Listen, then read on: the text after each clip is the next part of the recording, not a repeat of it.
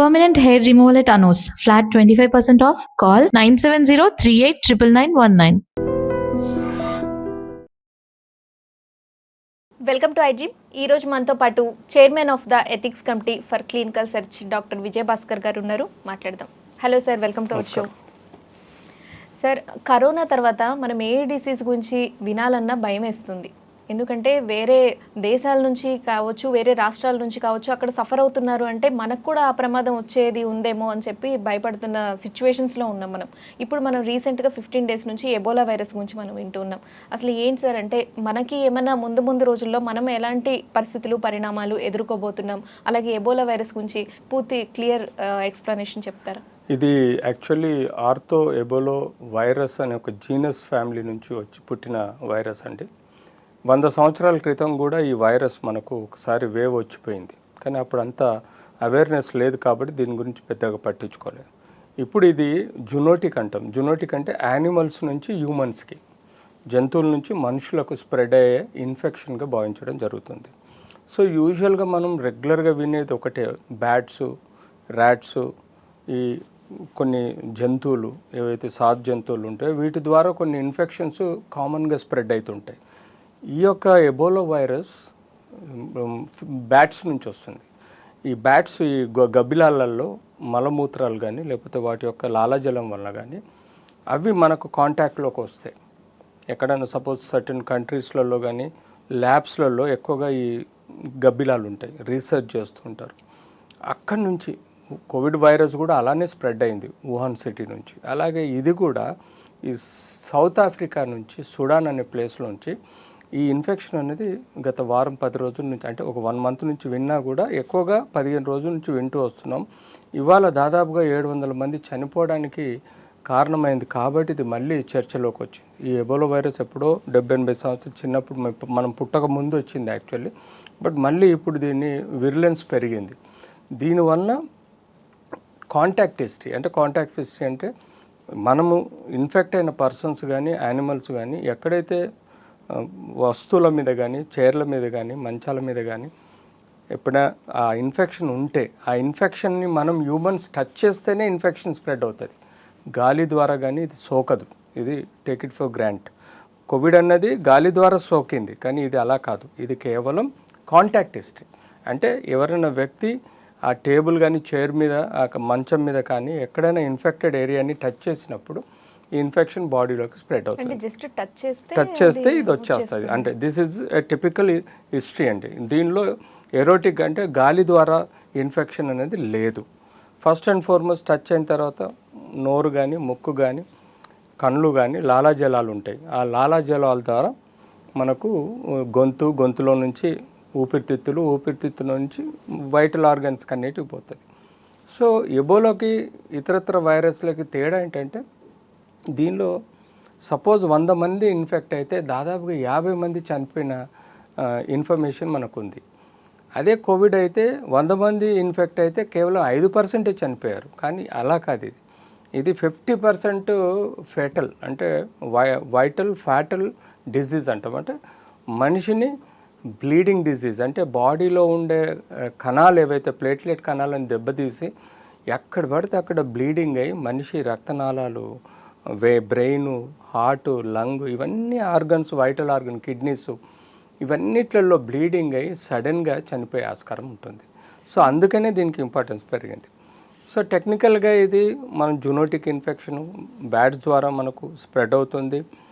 Initially మనకు రెగ్యులర్గా అన్ని ఫ్లూ డిజీజెస్ వచ్చినట్టుగానే దగ్గు, జలుబు, జ్వరము, అలాగే కడుపు నొప్పి, అలాగే బ్లీడింగ్ సిమ్టమ్స్ అన్నీ ఇలానే ఉంటాయి. మనకు రొటీన్ ఇన్ఫెక్షన్లు రొటీన్ ఉంటాయి. కానీ టిపికల్గా ఐడెంటిఫై చేయాలంటే బ్లీడింగ్ అవుతూ ఉంటుంది నోట్లో కానీ, లేకపోతే ఎక్కడ ఈ పెదవుల దగ్గర కానీ, లేకపోతే ఎక్కడైనా పళ్ళు ఏదైనా బ్లీడింగ్ అయినా, అలాంటి బ్లీడింగ్ డిజార్డర్స్, ఫీవర్తో పాటు ఈ దగ్గు, జ్వరము, కడుపు నొప్పి, అలాగే మనకు సివియర్గా క్రాంప్స్ రావడం, అంటే పేగుల యొక్క మజిల్స్ క్రాంప్స్ రావడం, ఇలా మొదలవుతుంది. ఇంటర్మీడియట్గా బ్లీడింగ్ వస్తుంది. బ్లీడింగ్ అయిన తర్వాత అన్ని ఆర్గన్స్ దెబ్బతిని చివరిన చనిపోయే ఆస్కారం ఉంటుంది. సో ఇది ఏ ఏజ్ వాళ్ళకైనా వచ్చే అవకాశం? ఇది టెక్నికల్గా ఏజ్ అయినా ఎవరికైనా ఇన్ఫెక్ట్ అయినా వస్తుంది, కానీ ఇది అడల్ట్ డిసీజ్. ఇది పెద్దవాళ్ళ డిసీజ్. చిల్డ్రన్స్లో మనం తక్కువ చూస్తాం, పెద్దవాళ్ళలో ఎక్కువ చూస్తాం. సో అలా ఇప్పుడు సౌత్ ఆఫ్రికాలో దాదాపుగా 700 మందికి చనిపోవడానికి కారణమైంది. సో దీని మీద పర్టికులర్గా అన్ని వరల్డ్ హెల్త్ ఆర్గనైజేషన్ కానీ ప్రతి గవర్నమెంట్ ఏదైతే కంట్రీస్లలో ఉన్నాయో వాటి యొక్క హెల్త్ మినిస్ట్రీస్ కూడా అలర్ట్ అయినాయి. ఎందుకంటే కోవిడ్ లాగా ఇది స్ప్రెడ్ అయితే ఇంకా డేంజరు, ఇది 50% డెత్ రేట్ ఉందని చెప్పేసి భయపడడం జరుగుతుంది. ఎందుకు భయపడుతున్నారంటే ఇప్పటి వరకు దీనికి వ్యాక్సిన్ అంటూ రాలేదు. ఒక స్పీసీస్ దీనిలో ఎబోలా వైరస్ 246 అనే ఒక వైరస్కు చిన్న వ్యాక్సిన్ ఉంది, కానీ బట్ ఓవరాల్ వైరస్కు సంబంధించి వ్యాక్సిన్ లేదు. సో ఇది ఎలా చూస్తాం మనం, క్లినికల్గా తెలుసుకుంటాం ఫస్ట్, తర్వాత మనం టెక్నికల్గా ఎక్స్రేస్, లంగ్ డిసీజ్లో స్ప్రెడ్ అయితే ఎక్స్రేస్ తీసుకుంటాం, ఎంఆర్ఐ తీసుకుంటాం, సిటీ చెస్ట్ తీసుకుంటాం, అలాగే కొన్ని రక్త పరీక్షలు చేస్తాం. తద్వారా మనకు సిబిపిలో కంప్లీట్ బ్లడ్ పిక్చర్లో మనకు లింఫోసైట్స్ పెరిగి ఉంటాయి. సో తద్వారా మనం తెలుసుకోవడమే కాకుండా ఈ ఆర్టీపీసీఆర్ అనే ఒక స్ట్రెయిన్ స్టడీస్ చేస్తే, ఆర్టీపీసీఆర్ టెస్ట్ చేస్తే ఈ వైరస్ యొక్క స్పీసీస్ యొక్క స్ట్రెయిన్ చూసి దాన్ని బట్టి ఈ వైరస్ ఎబోలా వైరస్ అని తెలుసుకోవడం జరుగుతుంది. ఎక్కువగా ఏ దేశాల్లో కనిపిస్తుంది? ఇప్పుడు మాత్రం మనకు సౌత్ ఆఫ్రికాలో ఎక్కువగా ఈ గబ్బిలాల ద్వారా స్ప్రెడ్ అయినట్టుగా మనకు తెలుస్తుంది. అక్కడ దాదాపుగా కొన్ని వేల మందికి ఎఫెక్ట్ అయింది. సో ఇప్పుడు మరణాల సంఖ్య పెరుగుతుంది. సో మొన్నటి వరకు 500 అనేది ఇవాళ 700 అని మనకు ఇన్ఫర్మేషన్ ఉంది. అందుకని WHO కూడా అన్ని కంట్రీస్ని ఎవరైతే ఆ సౌత్ ఆఫ్రికా వచ్చి వెళ్ళిపోతున్నారో, లేకపోతే ఎవరైతే అక్కడి నుంచి బయటకు దేశాలు వెళ్తున్నారో వాళ్ళని క్షుణ్ణంగా పరిశీలించి ఆర్టిఫిషియల్ టెస్ట్ నెగిటివ్ వచ్చిన తర్వాతనే పంపించడం. అలాగే మన ఇండియన్ గవర్నమెంట్ కూడా మెయిన్గా మనకు ఎక్కువగా ఇన్ఫెక్టెడ్ కేసెస్ ఎంట్రీ అయ్యేదంతా కేరళ రాష్ట్రం నుంచి. ఎందుకంటే కేరళైట్స్ ఆల్ ఓవర్ వరల్డ్ తిరుగుతూ ఉంటారు కాబట్టి మనకి ఏ వైరస్ వచ్చినా కూడా కేరళ నుంచి సిటీలోకి మన ఇండియాలోకి ఎంటర్ అవుతుంది. కాబట్టి కేరళలో ఇప్పుడు అలర్ట్గా ఉన్నారు. ప్రతి ఒక్కరూ వివిధ దేశాల నుంచి వచ్చిన వాళ్ళు ఎవరైతే ఉన్నారో వాళ్ళని అందరికీ క్షుణ్ణంగా పరిశీలిస్తున్నారు. ఎందుకంటే ఒక సౌత్ ఆఫ్రికా నుంచి అని కాదు, సౌత్ ఆఫ్రికా నుంచి వేరే కంట్రీ పోయి ఇండియాకి వచ్చినా కూడా ఆ ఇన్ఫెక్షన్ స్ప్రెడ్ అయ్యే ప్రమాదం ఉంటుంది. అది దాదాపుగా 14 రోజులు మన బాడీలో ఉంటుంది. ఆ 14 రోజుల లోపల జాగ్రత్తగా పడకపోతే ఆ ఇన్ఫెక్షన్ ఈజీగా కాంటాక్ట్ ద్వారా, టచ్ ద్వారా మనకు స్ప్రెడ్ అయ్యే ప్రమాదం ఉంటుంది. ఓకే సార్, ఇనిషియల్ స్టేజ్ నుంచి అంటే మీరు అన్నారు కదా ఇందాక కోల్డ్ కఫ్, ఈ స్టార్టింగ్ స్టేజ్ నుంచి అది సివియర్ అవ్వడానికి ఎంత సమయం పడుతుంది? 14 days. ఓన్లీ 14 సో దాని ఇంక్యుబేషన్ పీరియడ్ 14 days. 14 days తర్వాత ఆ వ్యక్తి యొక్క రోగనిరోధక శక్తి అంటే ఇమ్యూనిటీ సిస్టమ్ చాలా పవర్ఫుల్గా ఉంటే 14 daysలో కన్మరుగైపోతుంది. దానంతట అదే రిపేర్ చేసుకుంటుంది బాడీలో కూడా. వి హ్యావ్ అది గొప్పతనం ఏంటంటే మన హ్యూమన్ బాడీ కానీ యానిమల్స్లో గొప్పతనం ఏంటంటే ఈ రోగ నిరోధక శక్తి అని ఉంది కాబట్టే మనం బతికి బయటపడుతున్నాం. మన చుట్టూ లక్షల వైరస్లు తిరుగుతూ ఉంటాయి. మనకి ఎప్పటికప్పుడు ఏదో ఒక వైరస్, బ్యాక్టీరియా, ఫంగై మనల్ని అటాక్ చేస్తూ ఉంటుంది. కానీ స్టిల్ మనం బతికి బయటపడుతున్నాం. మనకు తెలియని రోగాలు ఎన్నో మన ముక్కు, నోరు, గొంతు, తిండి ద్వారా మనకు ఇన్ఫెక్షన్ వచ్చినా కూడా మనని మనం కాపాడుకొని బయటపడుతున్నాం. ఎందుకంటే ఇమ్యూన్ సిస్టమ్. సో ఆ ఇమ్యూన్ సిస్టమ్ స్ట్రాంగ్గా ఉన్నల్లో 14 daysలో ఈ ఏదైతే వైరస్ ఎంటర్ అవుతుందో ఆ వైరస్కి మనకు యాంటీబాడీస్ తయారవుతాయి. అది వైరస్ని యాంటీజెన్ అంటాం. బాడీలో ఈ ఇమ్యూన్ సిస్టమ్ రోగనిరోధక శక్తి యాంటీబాడీస్ తయారు చేస్తుంది, అంటే సైనికులను తయారు చేస్తుంది. ఆ యాంటీబాడీస్ ఈ యాంటీజెన్ని అటాక్ చేసేసి ఈ మనకు మొదటి నోరు, గొంతులోనే వాటిని నాశనం చేసే ప్రమాదం ఉంటుంది.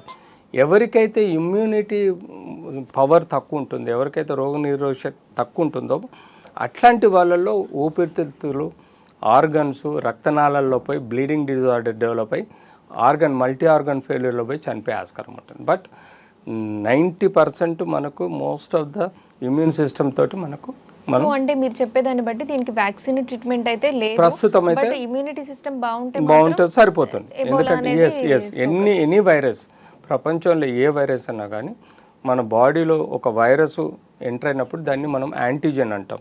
ఈ యాంటీజెన్ మన నోటి, ముక్కు, కళ్ళ ద్వారా, మన లాలాజలం ద్వారా, ద్రవాల ద్వారా మన గొంతులోకి ఎంటర్ అవుతుంది. గొంతులో నుంచి మెల్లగా ఇది ఊపిరితిత్తులోకి వస్తుంది. అక్కడి నుంచి వివిధ ఆర్గన్స్కి స్ప్రెడ్ అవుతుంటుంది. సో ఆ సమయాల్లో ఇది బ్లీడింగ్ అంటే ప్లేట్లెట్ కౌంట్ తక్కువ చేసి బ్లీడింగ్ పెంచుతుంది. తద్వారా అంటే డెంగ్యూ ఫీవర్ లాగా, మనం డెంగ్యూ ఫీవర్ చాలామంది వింటుంటాం, ప్లేట్లెట్ కౌంట్ తగ్గిపోయింది, బ్లీడింగ్ అయింది, చనిపోయింది అని. అలాగే ఇందులో కూడా ఈ బ్లడ్ డిజీజ్, రక్తనాళాలన్నీ బ్లాస్ట్ అయిపోయి ఆల్ ఆర్గన్స్ ఫెయిల్యూర్లోకి పోయి చనిపోయే ఆస్కారం ఉంటుంది.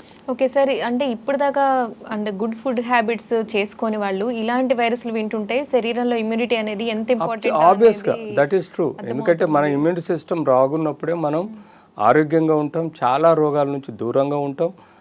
మనం కూడా అందుకనే ఇమ్యూనిటీ బూస్ట్ చేసుకోవడానికి బేసిక్గా కేవలం ఫుడ్డే కాదు, ఫుడ్ అనేది అప్రోప్రియేట్గా తీసుకోవాలి. బ్యాలెన్స్డ్ ప్రోటీన్, ఫ్యాట్ అండ్ మనకు కార్బోహైడ్రేట్ డైట్ తీసుకుంటూ మినరల్స్, విటమిన్స్, వాటర్ కంటెంట్ ఎక్కువగా తీసుకోవాలి. మన బాడీలో ఎక్కువ 80% వాటరే ఉంటుంది. So intracellular fluid, extra cellular, so వీటన్నిటిని మనం కరెక్ట్ మెయింటైన్ చేసుకుంటే మన బాడీలో ఇమ్యూన్ సిస్టమ్ కూడా బాగుంటుంది.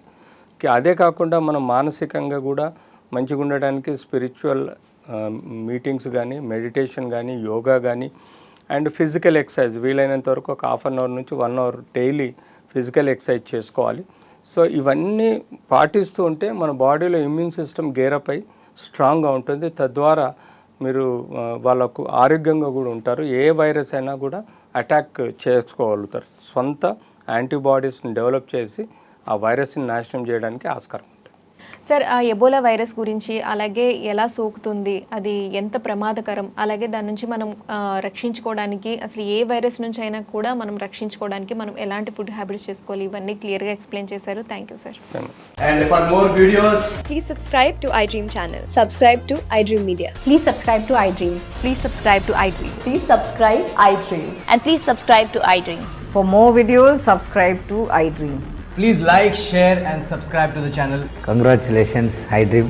Subscribe to iDream. Subscribe to iDream. So subscribe to iDream Media. iDream ki iDream team andarki huge congratulations. Please subscribe iDream Media. Please subscribe to iDream. Subscribe iDream. Please subscribe to iDream.